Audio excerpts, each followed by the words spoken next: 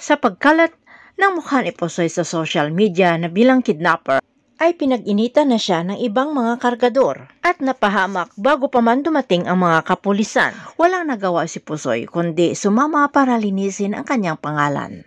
Dumating naman sila Princess, Once at Xavier at nalaman na dinampot na ng kapulisan itong si Pusoy at naabutan si Pusoy sa headquarters. Kasalukuyang iniimbestigahan ng mga kapulisan.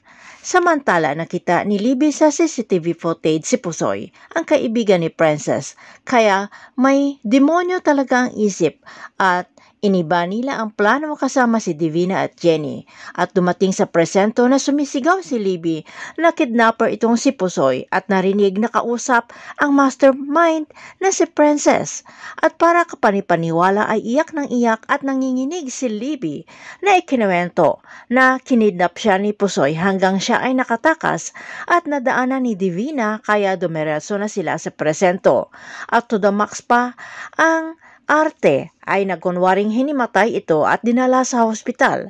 Samantala sinabihan na namang walang kwenta at pabayang ina si Charlene dahil gusto muna nito marinig ang panig nila Princess bago ito ipapakulong.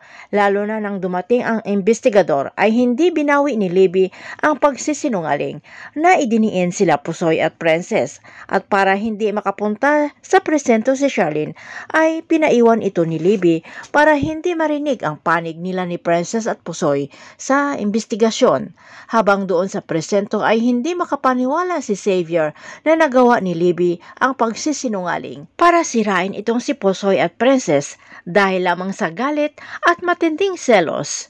Kaya balak kausapin ni Xavier itong si Libby para bawiin ang akusasyon kina Princess. Tuluyan na kayang makabalik ng kulungan naman itong si Pusoy at this time, kasama na itong si Princess.